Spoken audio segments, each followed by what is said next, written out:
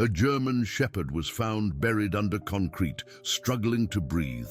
But what a baby did next changed everything. A simple yet powerful act that no one saw coming. Subscribe to the channel and hit that bell to catch the next heartfelt stories. In the heart of Phoenix, Arizona, where the desert sun beat down relentlessly on an ever-expanding cityscape, construction sites sprouted like cacti after a rare rainfall. The Symphony Heights development project was transforming the edge of a quiet residential neighborhood into what developers promised would be luxury living with a conscience. Massive cranes punctuated the skyline, and the constant hum of machinery had become the soundtrack to the lives of Oak Ridge residents. Martha Wilson, a silver-haired woman with kind eyes magnified by thick glasses, had lived in Oak Ridge for 43 years. She had watched as open spaces transformed into shopping centers, as small family homes were replaced by condominiums, and as neighbors came and went. But nothing had brought her as much joy as her 15-month-old granddaughter, Emma, who had recently learned to toddle around on unsteady legs. That Thursday morning was like any other. Martha had taken Emma for their daily walk around the neighborhood, stopping to let the toddler examine interesting rocks or chase after butterflies. The construction site that bordered the eastern edge of their favorite park had become familiar territory over the past 6 months. Emma would often stop to watch the big machines with wide-eyed fascination, pointing and babbling excitedly. "Yes, sweetheart, those are bulldozers," Martha would explain patiently. "They're building new homes for people." Today, however, something was different. As they passed the section where concrete had been poured the previous day, Emma suddenly stopped. Her chubby face, usually animated and curious, froze. She stared intently at a seemingly unremarkable patch of grey concrete. "Come on, Emma," Martha urged gently, tugging at her granddaughter's hand. "Let's go see the ducks." But Emma wouldn't budge. She pointed at the concrete and began to whimper, her lower lip trembling. "What is it, sweetie?" Martha knelt beside her, scanning the area. Nothing seemed out of the ordinary, just a smooth expanse of newly set concrete. The whimper turned into persistent crying as Emma continued to point emphatically at the same spot. "There's nothing there, honey," Martha said, trying to distract her. "Look, there's a butterfly." Emma's cries grew louder, more insistent. She pulled away from her grandmother and toddled closer to the concrete barrier that separated the sidewalk from the construction site. Martha followed, puzzled by the child's unusual behavior. "Hey there, is everything okay?" a voice called out. A man in a hard hat and reflective vest approached from inside the site. According to his name badge, he was Tyler Jenkins, one of the site supervisors. "Oh yes, I'm sorry," Martha replied. "My granddaughter seems upset about something over here, but I can't figure out what it is." Tyler smiled, the kind of smile adults share when acknowledging the mysterious logic of toddlers. Kids and their imaginations, right? My son used to cry about the monster under his bed every night. Emma's wails only intensified. She plopped down on the sidewalk, pointing and crying. "She's not usually like this," Martha explained, feeling slightly embarrassed. "She's normally so happy and curious." Tyler's expression shifted from amusement to mild concern. "How long has she been pointing at that spot?" "About 5 minutes now." "I can't get her to move." Tyler glanced at the concrete. "That's weird. We just poured that section yesterday afternoon." He stepped closer to the area Emma was indicating. "Mind if I take a closer look?" Martha nodded, picking up Emma, who continued to point and cry. Tyler approached the concrete slab, studying it carefully. He knelt down and placed his ear near the surface, then tapped it lightly with his knuckles. A puzzled expression crossed his face. He tapped again, moving across the surface. "That's strange," he mumbled. "What is it?" Martha asked, bouncing Emma gently to calm her. "This section sounds different." He tapped once more. "It's resonating oddly, like there's a hollow space underneath." Or, he paused, tapping again. "I'm not sure." He pulled a walkie-talkie from his belt. "Mike, can you bring the foreman over to Section F? Got something weird here." Static crackled before a voice responded affirmatively. Within minutes, 3 men in hard hats had gathered around the spot. The foreman, a burly man named Frank Thompson, listened as Tyler explained the situation. "So you're telling me this baby is crying about our concrete?" Frank asked skeptically. "I know how it sounds," Tyler admitted, "but listen to this." He demonstrated the hollow sound. Again, Frank frowned, then knelt down himself. After a few moments of tapping and listening, he stood up, his expression grim. "Get the jackhammer." "What?" "We just poured this yesterday," one of the workers protested. "Just do it," Frank ordered. "Something's not right."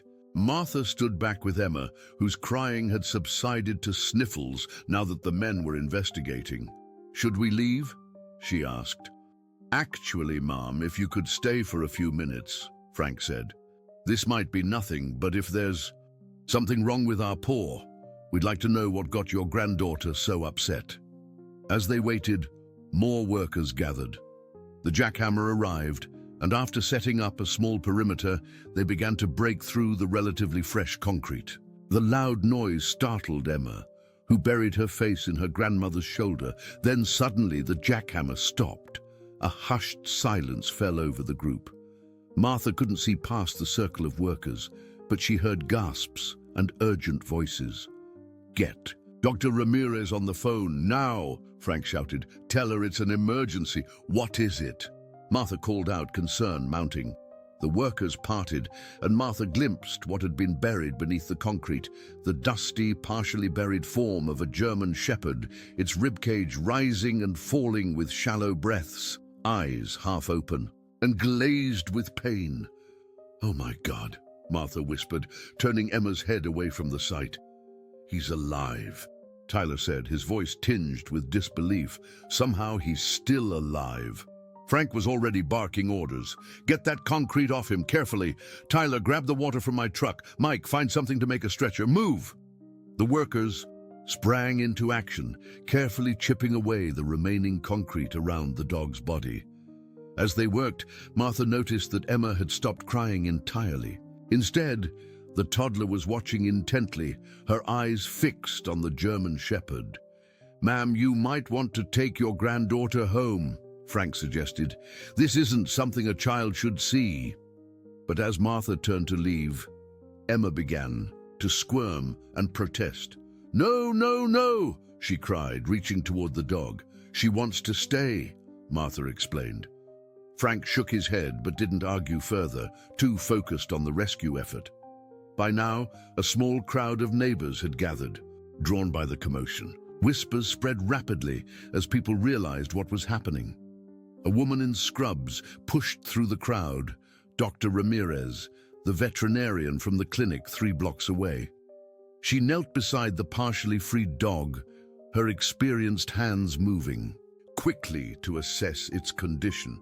"He's severely dehydrated and in shock," she announced. "We need to get him to the clinic immediately."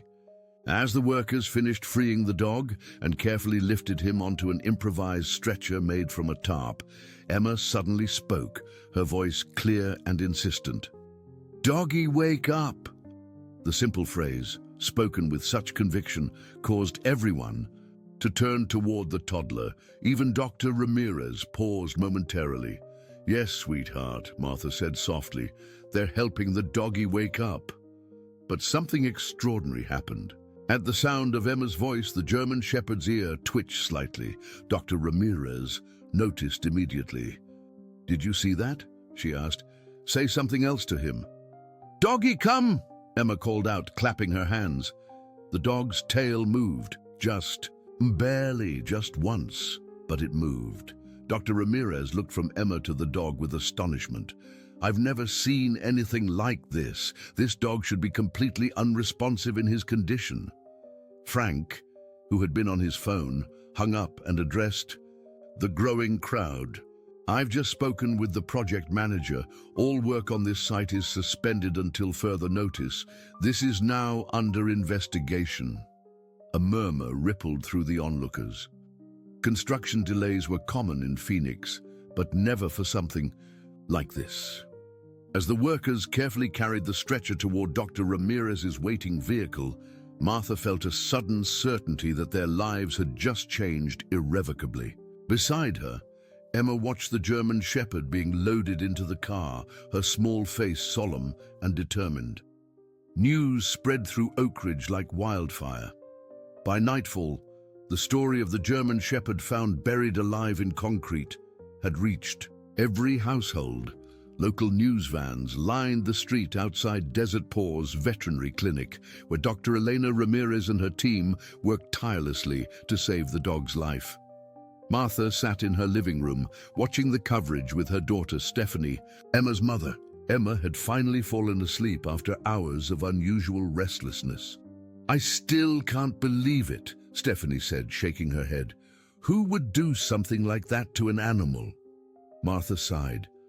"I don't know, but if Emma hadn't noticed something was wrong," she couldn't finish the sentence. On screen, a reporter stood outside the veterinary clinic.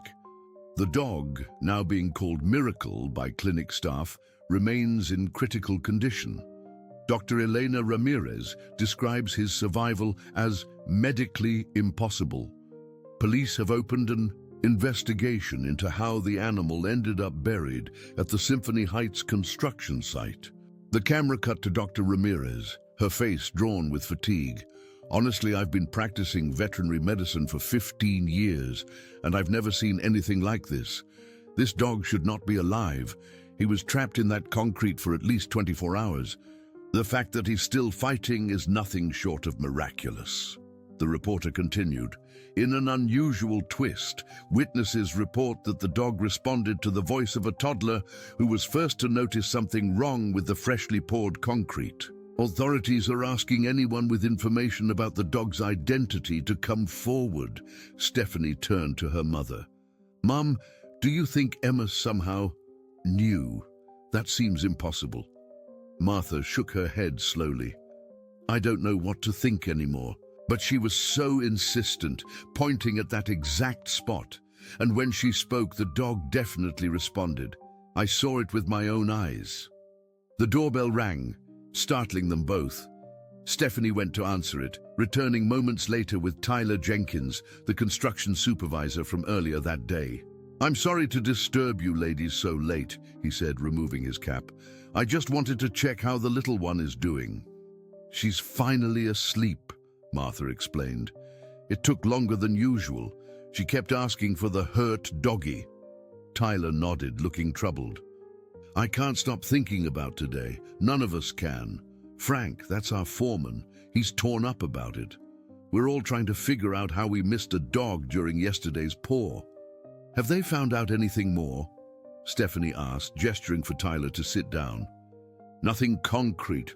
Sorry, bad choice of words." He grimaced. "But there's something weird. That section was inspected before the pour, like we always do.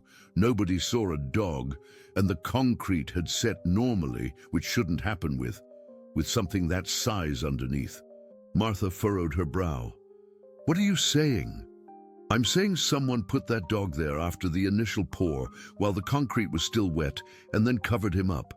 Tyler's voice was heavy. "It was deliberate." Stephanie gasped. "That's awful, but why would anyone do that?" "I wish I knew," Tyler replied. "The police are investigating, but—" He hesitated. "Look, I probably shouldn't say this, but there are some powerful people invested in this development. The company that owns Symphony Heights, Meridian Properties, they don't like delays." Martha leaned forward. "You think someone from the development company did this?" Tyler shook his head quickly. "I'm not accusing anyone. I'm just saying there's pressure to keep things moving, a lot of money at stake." The conversation was interrupted by a soft call from upstairs. "Gamma, doggy!" "Emma's awake," Martha said, standing up. "Excuse me." She returned moments later with a drowsy Emma in her arms. The toddler looked around curiously, then fixed her gaze on Tyler. "Hey there, little hero," Tyler said gently. Emma pointed at the television, which was still showing footage of the veterinary clinic. "Doggy hurt." "Yes, sweetie, but the doctors are helping him," Stephanie explained. Emma squirmed in Martha's arms. "Go see Doggy!" Martha and Stephanie exchanged glances. "It's late, Emma," Stephanie said. "The doggy is sleeping." "No," Emma protested, her face scrunching up. "Doggy's scared."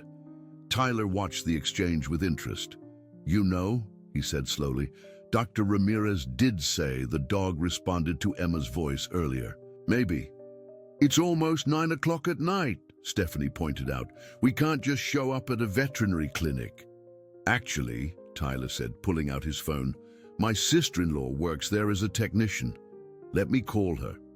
20 minutes. Later, Martha found herself back at Desert Paws Veterinary Clinic, this time with Stephanie, Emma, and Tyler. The waiting room was empty, except for a few journalists who had camped out hoping for updates.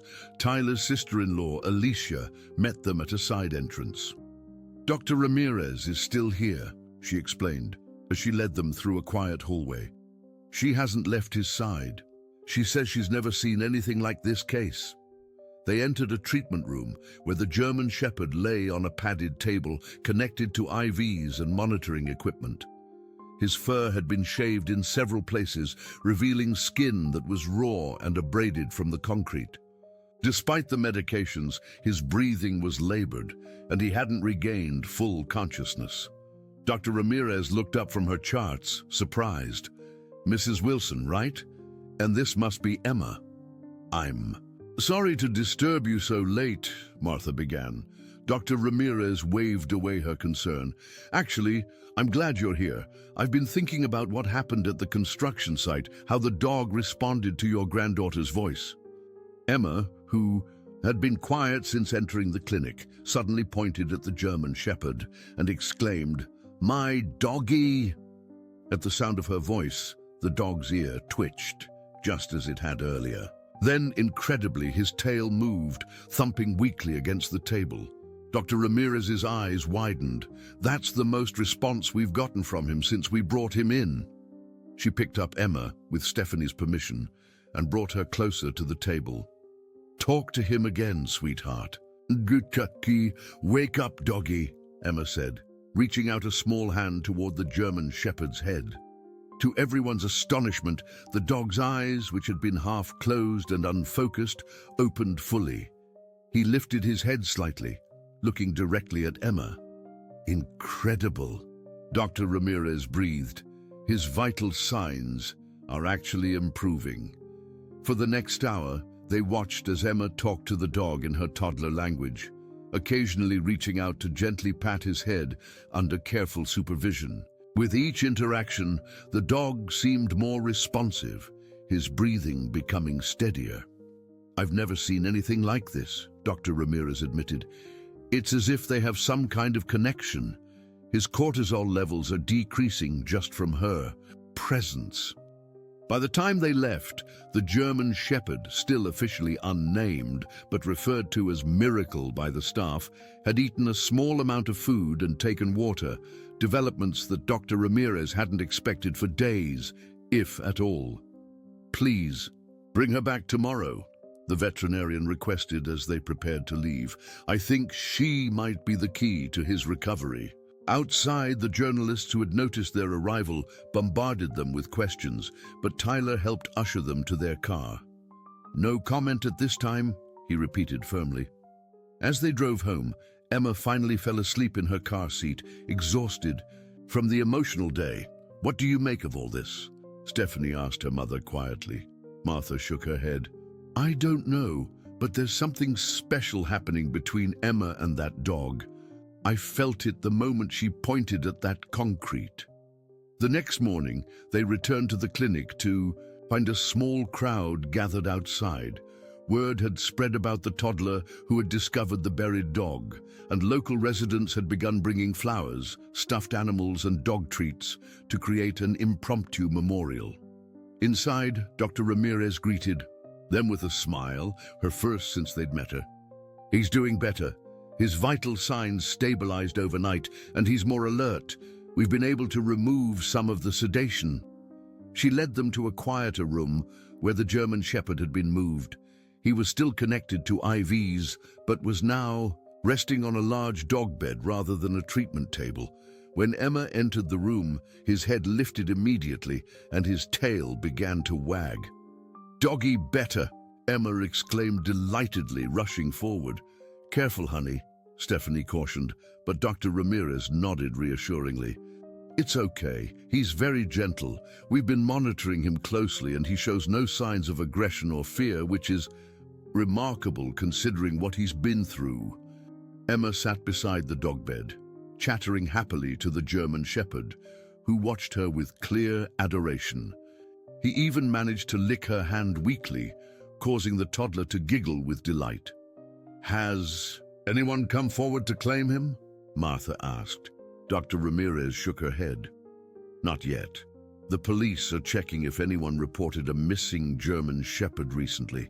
He's probably about 6 years old, well cared for before this happened. He had no collar when he was found, but we're checking for a microchip today." As they talked, the clinic door chimed and Tyler entered, accompanied by a tall, distinguished-looking man in an expensive suit. "Mrs. Wilson," Tyler called out, his expression troubled. "This is Mr. Richard Harrington, the CEO of Meridian Properties, the company developing Symphony Heights." The man stepped forward, extending his hand. "Mrs. Wilson, I wanted to personally express how disturbed we are by what happened at our construction site. I assure you, Meridian Properties had nothing to do with this terrible incident." Richard Harrington was the picture of corporate success. Tailored suit, confident posture, and the kind of smile that appeared genuine until you noticed it never quite reached his eyes. As he stood in the veterinary clinic, he seemed oddly out of place among the worried pet owners and dedicated staff. "Our company has a strict environmental and ethical policy," he continued smoothly. "We're launching a full internal investigation alongside the police inquiry. Whoever did this will be held accountable." Martha studied him carefully. "That's good to hear, Mr. Harrington. Please call me Richard." His smile widened. "And I'd like to offer a reward for information leading to the identification of whoever did this, $25,000. Dr. Ramirez, who had been checking the German Shepherd's vitals, looked up in surprise. "That's very generous." "It's the least we can do," Richard replied. "Meridian Properties wants to be a good neighbor to Oak Ridge. This incident has been unfortunate for everyone." There was something in his tone that Martha couldn't quite identify. A subtle emphasis on unfortunate that seemed to suggest he was more concerned about the project's delay than the dog's well-being. "We've also decided to donate $10,000 to Desert Paws to cover the medical expenses for." He gestured vaguely toward the German Shepherd. "We've been calling him Miracle," Dr. Ramirez supplied. "Miracle." "Yes." Richard nodded, though the name seemed to make him uncomfortable. "A fitting name, I suppose." Emma, who had been quietly sitting with the dog, suddenly spoke up. "Not Miracle, Scout." Everyone turned to look at the toddler. "What did you say, sweetheart?" Stephanie asked. "His name, Scout," Emma insisted, patting the dog's head gently. As if in agreement, the German Shepherd's tail thumped against the floor. Richard cleared his throat. "Scout? Why that name?" Emma just shrugged, the way toddlers do when adults ask questions they find obvious. Scout." Dr. Ramirez glanced from Emma to the dog with interest. "You know, she might be right. Sometimes, when dogs have been given a certain name for a long time, they respond to it even in new environments." She knelt down beside Emma. "Can you say that name again, sweetheart?" "Scout," Emma repeated confidently.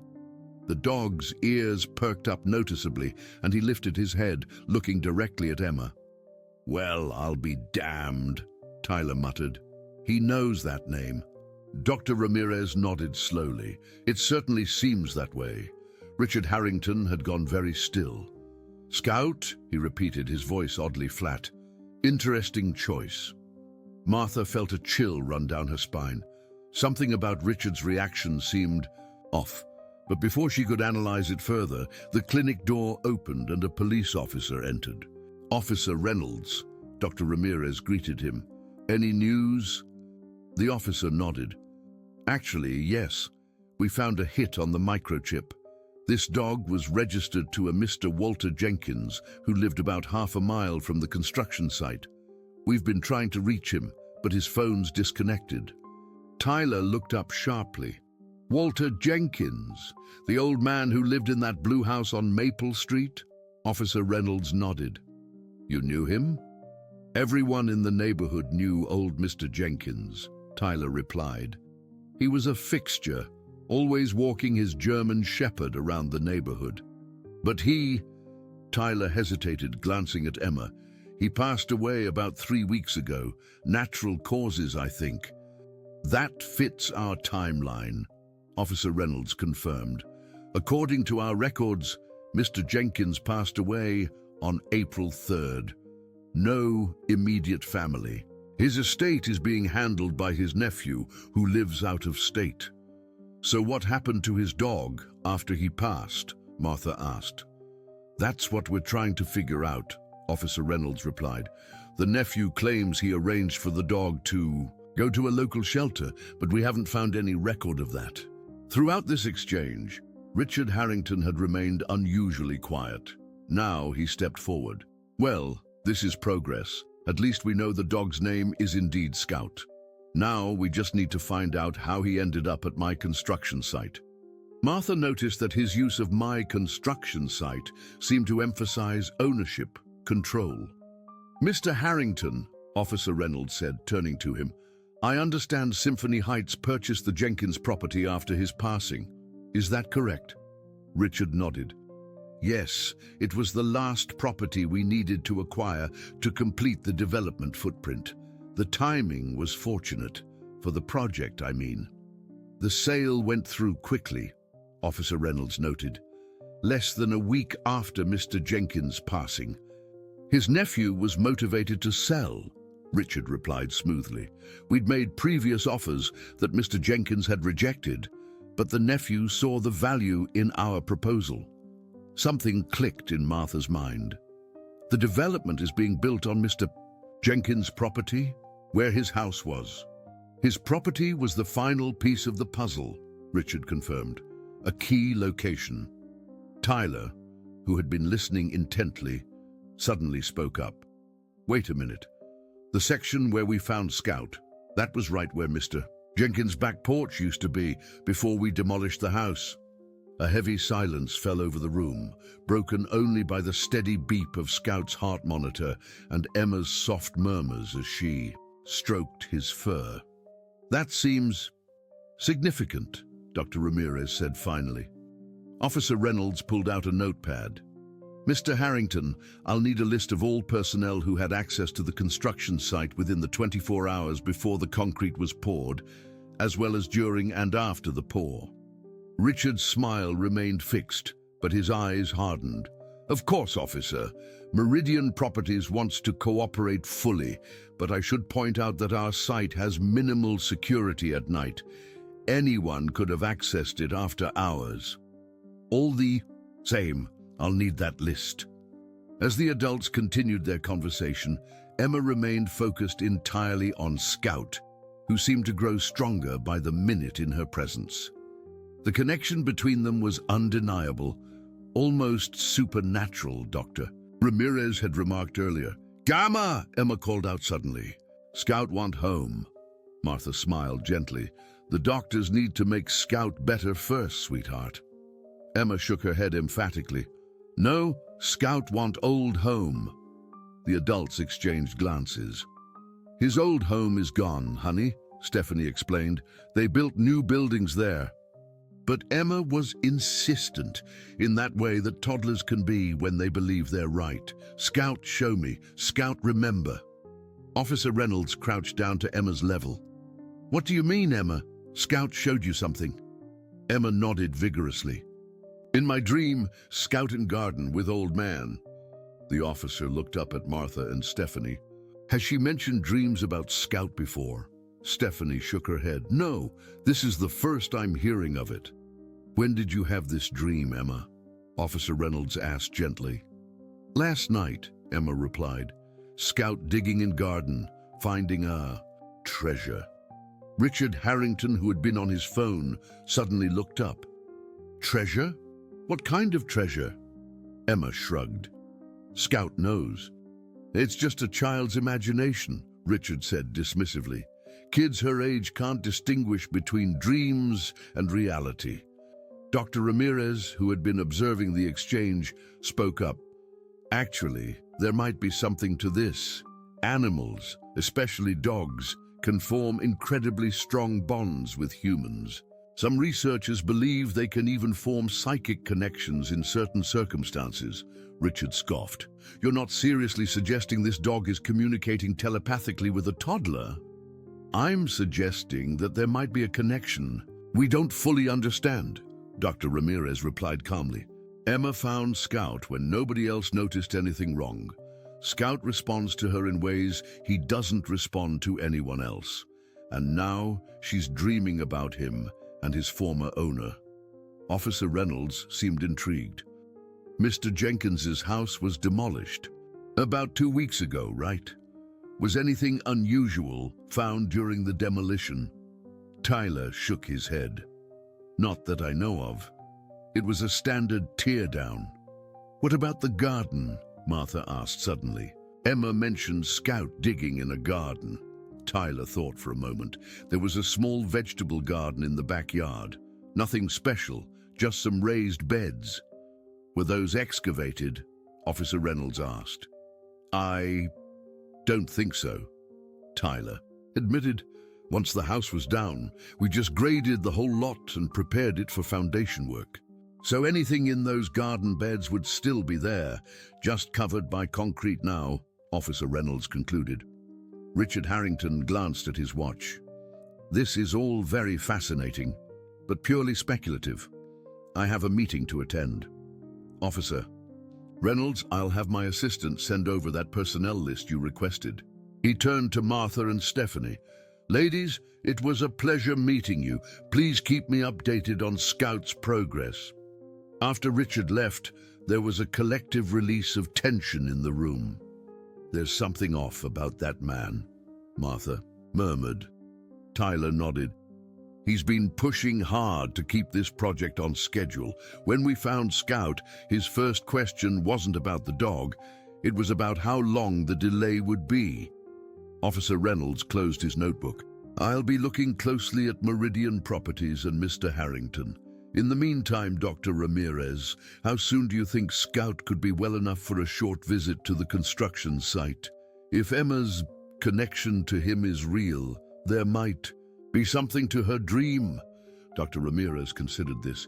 He's recovering remarkably fast, which is itself unusual. If his progress continues, maybe in a few days, but it would have to be brief, and he'd need to be closely monitored. Doggy wants to go now, Emma insisted, her small face serious. Not yet, sweetheart, Dr. Ramirez explained gently. Scout is still healing. As if understanding, Scout licked Emma's hand and rested his head back on the dog bed, his eyes never leaving the toddler's face. Over the next 3 days, Scout's recovery continued to astonish the veterinary staff. The German Shepherd, who should have succumbed to his injuries, was now eating regularly, walking short distances, and responding well to treatment. Emma visited every day, and the staff noted that Scout's vital signs improved dramatically whenever she was present. On the 4th day after his rescue, Dr. Ramirez finally declared Scout stable enough for a brief outing. I still can't believe I'm allowing this, she said, as she helped load Scout into her SUV. But I've learned to trust Emma's connection with him. Officer Reynolds met them at the construction site, which remained closed pending the investigation. The area had been cordoned off with police tape, and a security guard nodded to them as they approached. Tyler was waiting for them as well. I marked out where Mr. Jenkins' garden used to be, he explained, pointing to an area near where Scout had been found. It's under a thin layer of concrete right now. We were preparing to pour the main foundation on top of it. Dr. Ramirez, and Tyler carefully helped Scout from the vehicle. Despite his improved condition, the German Shepherd moved gingerly, still recovering from his ordeal. But when Emma called his name, he perked up, his focus entirely on the toddler.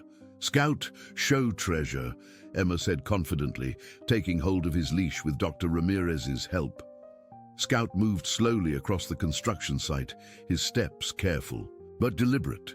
Emma toddled alongside him, one hand clutching his leash while Dr. Ramirez stayed close behind them. The adults watched in fascination as the German Shepherd seemed to orient himself, sniffing the air as if trying to reconcile the changed landscape with his memories. "He's remembering," Tyler said quietly. "Dogs have incredible spatial memory." For several minutes, Scout wandered in what appeared to be random patterns, occasionally stopping to sniff at the ground. Then suddenly, he became focused, pulling Emma toward the area Tyler had marked as Walter Jenkins's former garden. Scout stopped at a specific spot, pawed at the thin concrete, and whined. "Here," Emma announced, pointing downward. "Dig here." Officer Reynolds approached, studying the location. "This is about 15 feet from where Scout was found," he noted. "Tyler, can we break through this section?" Tyler nodded. "It's just a thin, preparatory layer. We can get through it easily." He signaled to a worker who had been standing by with equipment. The man approached with a jackhammer, and everyone stepped back, taking Scout and Emma to a safe distance. The sound of the jackhammer filled the air as the worker carefully broke through the concrete layer. After about 10 minutes, he switched to manual tools, using a shovel to clear away the debris. "I've hit dirt," he called out, "about 8 inches down." Officer Reynolds approached. "Keep going, but carefully. If there's anything unusual, stop immediately." The worker nodded and continued digging, and continued. About 2 feet down, his shovel struck something with a metallic clang. "I've got something," he announced, setting aside the shovel and dropping to his knees to excavate by hand. Slowly, he unearthed a metal box, an old ammunition container, roughly the size of a small suitcase, covered in dirt but intact. "Treasure!" Emma exclaimed excitedly, pointing at the box. Officer Reynolds pulled on a pair of gloves and carefully lifted the container out of the hole. It was heavy and sealed with a padlock. "We'll need to get this open," he said, examining the lock. "But we should do it properly, downtown at the station." "No!" Emma protested. "Open now! Scout waiting!" The adults exchanged glances. "Emma, honey," Stephanie began, "the police need to—" But Scout interrupted with a sharp bark. His first since being rescued. He moved to the box, sniffing it intently, then looked directly at Officer Reynolds and barked again. "I've never seen anything like this," Dr. Ramirez murmured. "It's almost as if he understands what we're saying." Officer Reynolds hesitated, then nodded. "Let me call this in. If my sergeant approves, we can open it here with proper documentation." While they waited for approval, Martha noticed a small crowd gathering at the edge of the construction site. Word had spread quickly about Scout's miraculous recovery and his return to the place where he'd been found. Among the onlookers, Martha spotted a familiar face, Richard Harrington, watching the proceedings with an inscrutable expression. When he noticed Martha looking his way, he nodded politely, but made no move to join them. 20 minutes later, after phone calls and the arrival of another officer with a camera, permission was granted to open the box on site. "Stand back, please," Officer Reynolds instructed, then used bolt cutters to snap the padlock. With deliberate movements, he opened the lid of the metal container. Inside, wrapped in plastic, was a thick stack of documents, several notebooks, and a small portable hard drive. "What is all this?" Tyler asked, peering over the officer's shoulder. Officer Reynolds carefully lifted out one of the notebooks. The cover was labeled Symphony Heights Project, Environmental Impact, Confidential. These look like notes," he said, flipping through the pages. "And are these soil samples?" He pointed to several small glass vials nestled in the corner of the box. As Officer Reynolds continued examining the contents, Martha noticed Richard Harrington slipping away from the crowd of onlookers, phone pressed to his ear, his face tense. "Officer," Martha said quietly, "Mr. Harrington was watching, but he's leaving now." Officer Reynolds glanced up, catching a glimpse of Richard's retreating form. He nodded to his colleague, who discreetly followed. "These documents appear to be environmental studies," Officer Reynolds said, returning to the box, "and correspondence between Meridian Properties and various regulatory agencies." Dr. Ramirez, who had been keeping Emma and Scout at a safe distance, spoke up. "Why would Mr. Jenkins bury these in his garden?" "Good question," Officer Reynolds replied, pulling out another notebook. This one was handwritten, a personal journal. He opened it to the last entry, dated just 3 days before Walter Jenkins' passing. "They offered to buy me out again today," he read aloud. "Doubled their offer to $1.2 million. Harrington was insistent, but I told him the same thing I've been telling him for months. I won't sell until they address the contamination issue. He claims their new environmental assessment shows no problems, but that's because they've been falsifying data. I have the original reports that Sarah leaked to me before they fired her. If anything happens to me, Scout knows where to find the evidence." A stunned silence fell over the group. "Mr. Jenkins knew someone might try to silence him," Martha whispered. Officer Reynolds continued reading from different documents, his expression growing increasingly grave.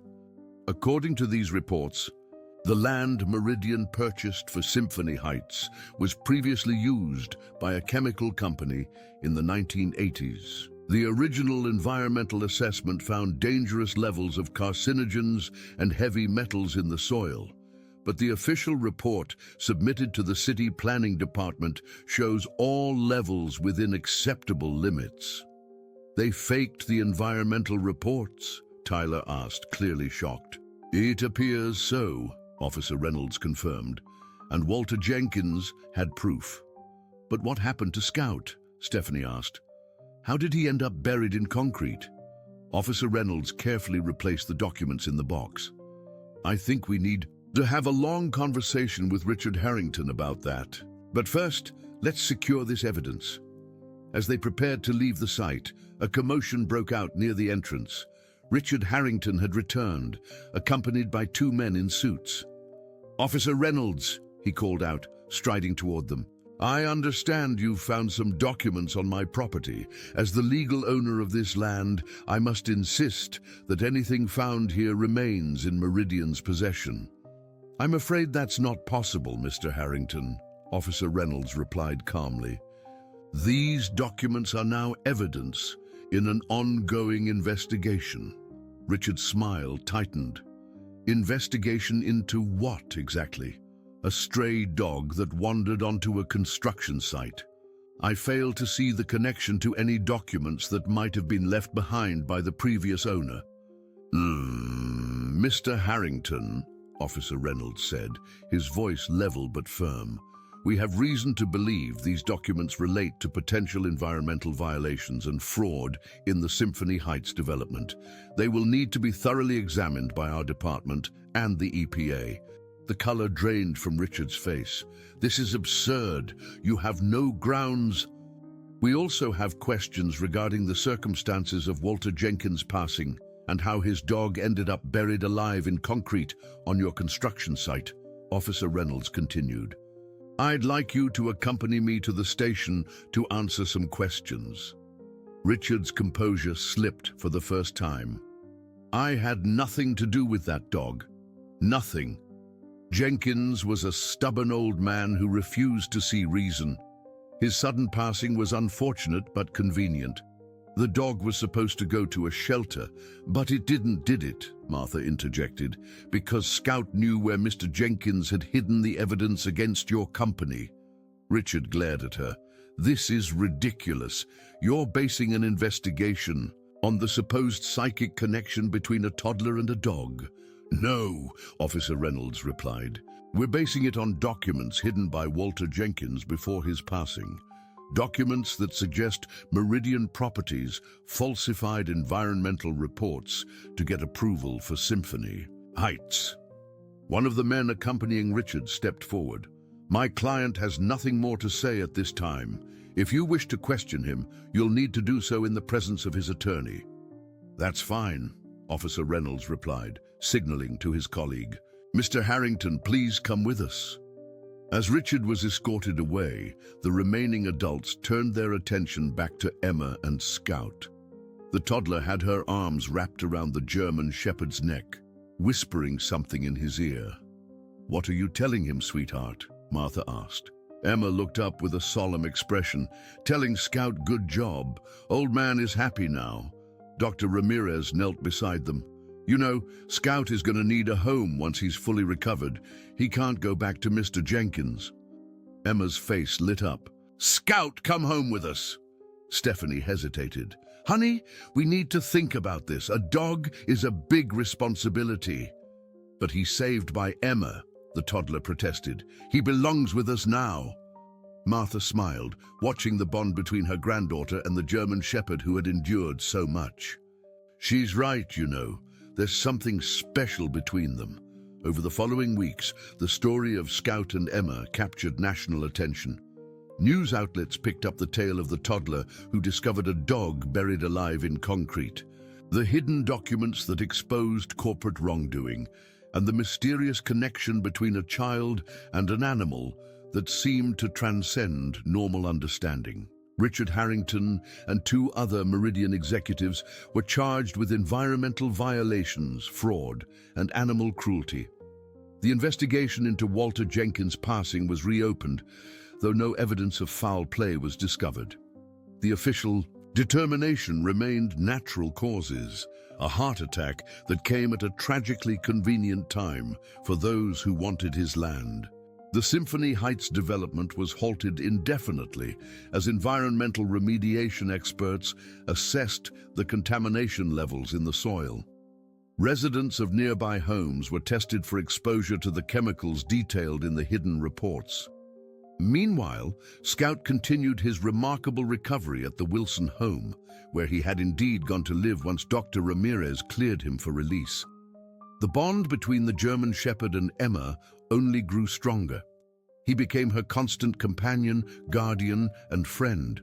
Tyler, who had lost his job when Meridian Properties shut down the Symphony Heights project, found new purpose in an unexpected way. Inspired by Scout's story, he started a non-profit organization dedicated to rescuing abandoned animals and training them to work with children. "There's something special about the connection between kids and animals," he explained to Martha one afternoon as they watched Emma and Scout playing in the backyard.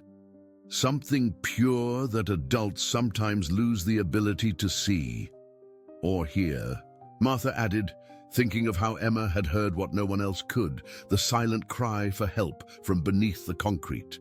As autumn approached, a community meeting was called to discuss the future of the Symphony Heights property, which had been seized by the city following Meridian's legal troubles.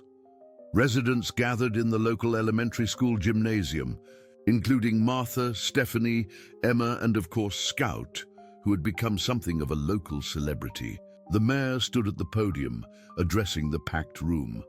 After extensive consultation with environmental experts and community representatives, I'm pleased to announce that the former Symphony Heights property will be transformed into Jenkins Memorial Park, featuring gardens, walking trails, and a state-of-the-art playground.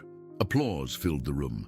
The mayor continued, "Additionally, at the suggestion of many community members, a special section of the park will be dedicated as a dog sanctuary, providing a safe haven for rescued animals."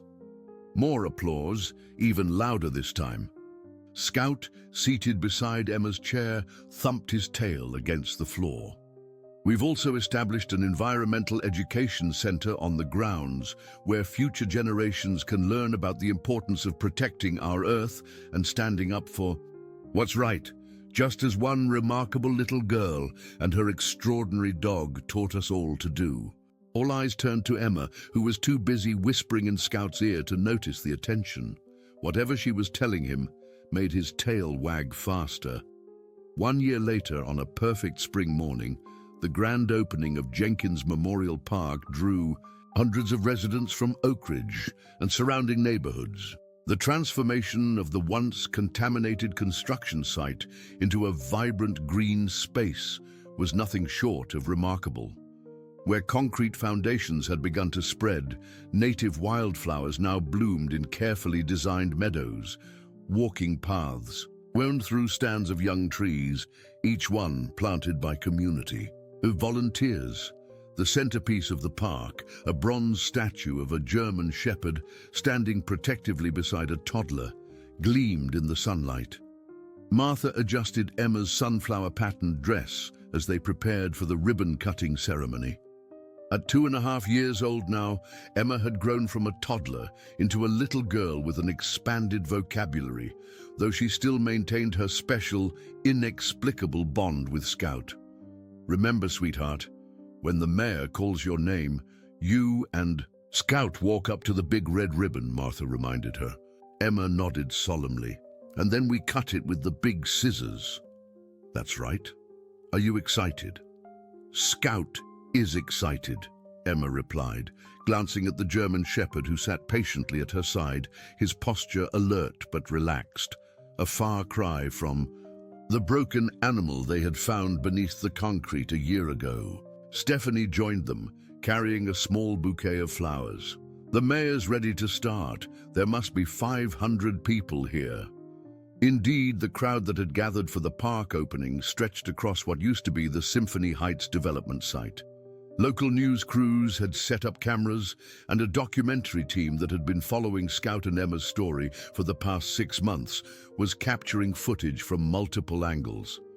Tyler approached, looking smart in a suit and tie, a change from the construction supervisor uniform they had first met him in. "It's time," he said, smiling. "They're waiting for our guests of honor." As they made their way toward the ceremony area, people parted to let them through, many reaching out to pat Scout or tell Emma how brave she was. The German shepherd stayed, close to his young companion, his protective instincts evident even amid the friendly crowd. The mayor, standing at a podium in front of the statue, beamed as they approached. And here they are, the inspiration behind Jenkins Memorial Park, little Emma Wilson and the remarkable Scout. Applause erupted as Emma, holding Scout's leash, made her way to the front. Dr. Ramirez, who had become a close friend of the family, stood nearby, smiling proudly at her most famous patient. 1 year ago, the mayor continued, an extraordinary series of events began to unfold in our community.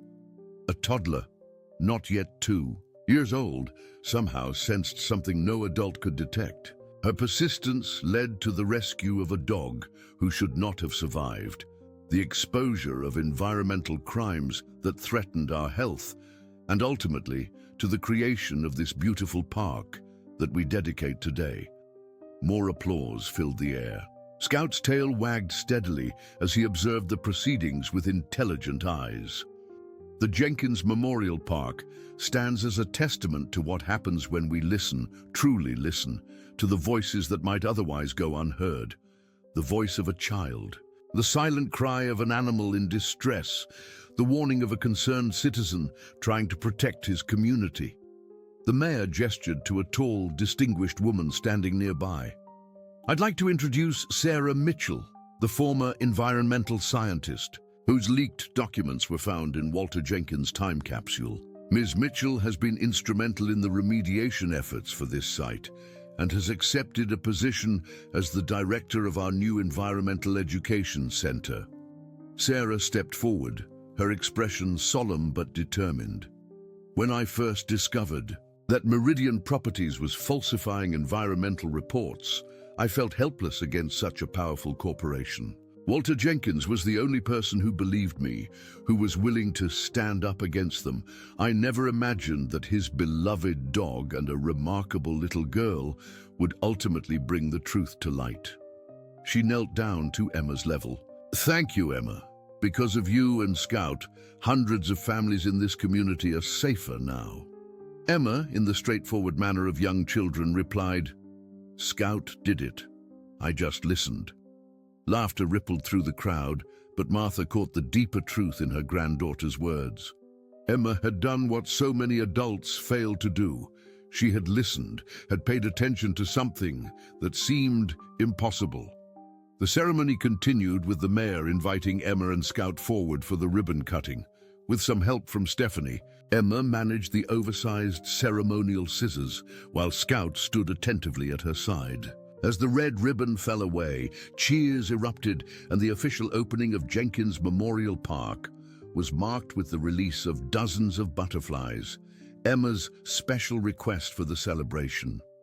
As the formal proceedings concluded and people began to explore the new park, Martha found herself approached by an elderly woman she didn't recognize. "Mrs. Wilson, I'm Eleanor Simmons. I taught elementary school with Walter Jenkins many years ago before he retired." Martha shook her hand warmly. "It's lovely to meet you. Were you and Mr. Jenkins close?" Eleanor nodded, her eyes misty. "We were dear friends for over 30 years. Walter was a science teacher, the best our school ever had. He taught children to observe, to question, to listen to the natural world around them. I didn't." "No, he was a teacher," Martha admitted. "The news reports only mentioned that he was retired." "Oh yes, and a wonderful one. That's why this park, especially the education center, is such a fitting tribute." Eleanor glanced over to where Scout and Emma were playing near the new butterfly garden. "Walter would have loved your granddaughter. He always said children have a special wisdom that adults often lose." "Did you know about his dog?" Martha asked. "About Scout?" Eleanor's smile widened. "I helped him pick Scout out from the shelter 7 years ago. Walter had a special way with animals, especially dogs. He said they could sense things humans couldn't, changes in the earth, approaching storms, even illness in their owners." Martha felt a chill despite the warm spring day. "Illness?" Eleanor nodded solemnly. "Walter knew he was ill long before. His doctors confirmed it. He said Scout started behaving differently around him, more protective, more attentive. When he finally went for tests, they found an advanced heart condition. The doctors were amazed he'd had no symptoms, but Walter said, 'Scout knew before any of us.'" The pieces suddenly clicked into place for Martha. "So when Mr. Jenkins passed, it wasn't as sudden as everyone thought," Eleanor confirmed. "Walter had been preparing for it. He told me he was putting his affairs in order, but he was concerned about Scout." Her expression darkened. "He certainly never would have arranged for his nephew to handle things. They were estranged for years." Martha glanced toward the statue of Scout and Emma, gleaming in the sunlight. "Did you tell the police this information?" "Yes, after the story broke. It didn't change the official determination.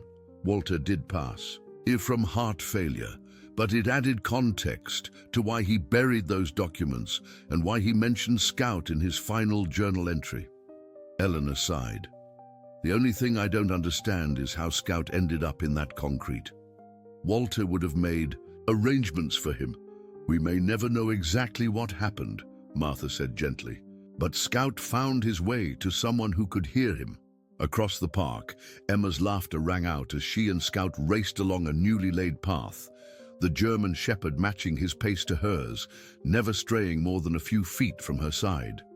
Later, that afternoon, as the celebration continued with music and community picnics spread across the park grounds, Tyler found Martha and Stephanie resting on a bench near the butterfly garden. "I just got some news I wanted to share with you," he said, his expression a mix of excitement and apprehension. "The documentary about Scout and Emma has been picked up by a major streaming service. They want to expand it into a series about extraordinary connections between children and animals." Stephanie looked hesitant. "I don't know, Tyler. Emma's so young. I'm not sure I want her in the spotlight any more than she already is." "I completely understand," Tyler assured her. but this could help fund the new animal rescue program we're trying to establish. And the documentary team has been very respectful of Emma's privacy so far.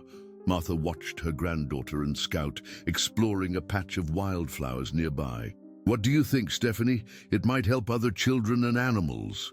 Stephanie considered this. Let me think about it. I want what's best for Emma. Of course, Tyler agreed. Take all the time you need.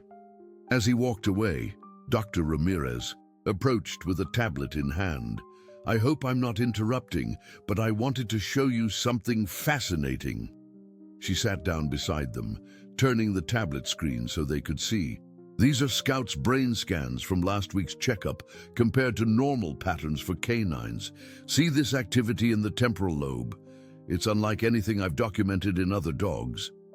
Martha peered at the colorful images. What does it mean?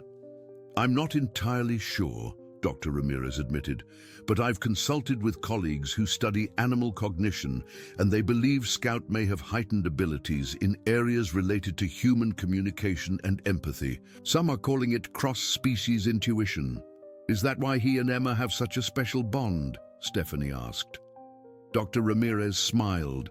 Science doesn't have all the answers yet, but I believe Scout and Emma remind us that communication goes beyond words, beyond what we typically understand as language. As if on cue, Emma came running over, Scout trotting faithfully beside her. Mommy, Gamma, Scout found a special place. He did, Martha asked. What kind of special place?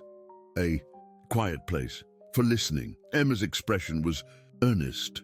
Scout says it's important. The adults exchanged glances, still not entirely used to the way Emma spoke about Scout's thoughts, as if she could hear them clearly. Can you show us this place? Stephanie asked. Emma nodded eagerly, taking her mother's hand. This way, she led them to a secluded corner of the park, where a small grove of newly planted oak trees created a natural alcove. The space felt different somehow, peaceful, set apart from the festivities happening throughout the rest of the park. Here, Emma said, sitting cross-legged on the grass. Scout lay down beside her, his head resting on her knee. Martha, Stephanie, and Dr. Ramirez joined them, forming a small circle. For several minutes they sat in silence, the sounds of distant laughter and music fading into the background. It is peaceful here, Martha finally said. I can see why Scout likes it. Emma stroked the German Shepherd's head gently. Scout says this is where Mr. Jenkins's favorite tree was, the one he planted when he was my age. Dr. Ramirez looked startled. How would you know that, Emma? The little girl shrugged. Scout told me. Later, when they checked with Eleanor Simmons, she confirmed that Walter Jenkins had indeed cherished an old oak tree on his property, one he claimed his father had helped him plant when he was a small child. As the sun began to set on the first day of Jenkins Memorial Park, the crowds gradually dispersed, heading home with stories of the celebration and plans to return. The Wilson family, along with Scout, were among the last to leave. They paused at the bronze statue, now illuminated by soft lights that would shine throughout the night. The artist had captured Scout's protective stance and Emma's innocent determination perfectly, a permanent reminder of their extraordinary journey. What do you think, Scout? Emma asked, looking up at the statue. Do you like it? The German Shepherd studied the bronze rendering of himself, then turned to gaze at Emma with those intelligent eyes that seemed to hold so much understanding.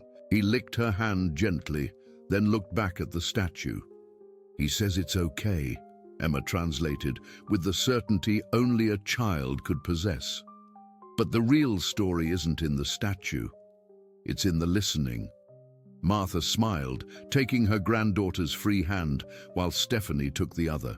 With Scout leading the way, they walked toward the park exit, where their car waited to take them home. Behind them, Jenkins Memorial Park stood as a testament to the power of unexpected connections between a child and a dog, between the past and the present, between what is lost and what can be found when someone takes the time to truly listen. The story of Scout and Emma had transformed their community, bringing people together around a shared commitment to protect both the environment and its most vulnerable inhabitants. What had begun as a tragedy, a dog buried alive, a man's last, wishes nearly forgotten, had blossomed into something beautiful, a place of healing, of learning, and of hope. As their car pulled away from the curb, Emma waved at the park one last time. "Goodbye, Mr. Jenkins," she whispered. Scout, sitting attentively in the back seat beside her, raised his head as if listening to a voice only he could hear. Then he settled back, resting his head on Emma's lap, his mission fulfilled, but his journey with his young savior only beginning. In the quiet of the car, Martha reflected on how a single moment, a toddler stopping to point at a patch of concrete, had set in motion a chain of events that changed so many lives. Some might call it coincidence, others might search for a scientific explanation, but Martha preferred to think of it as a reminder that wisdom can come from the most unexpected sources, that connections exist beyond our understanding, and that sometimes the most important thing we can do is simply to listen. Dear listeners, we hope that the story of Emma and Scout has touched your hearts as deeply as it has touched ours. Their remarkable journey reminds us that sometimes the most extraordinary connections are formed in the most unexpected ways. For more emotionally captivating stories that explore the special bond between humans and animals, we've prepared a special playlist that you can find by clicking to your left. If you've enjoyed this tale of courage, intuition, and hope, please don't forget to subscribe to our channel and give this video a thumbs up. Every day, we bring you unique stories that explore the complexity and beauty of life's connections. What was your favorite moment in Emma and Scout's journey? We'd love to hear your thoughts in the comments below. Until our next story, remember to take a moment to listen, truly listen to the world around you. You never know what incredible discoveries await.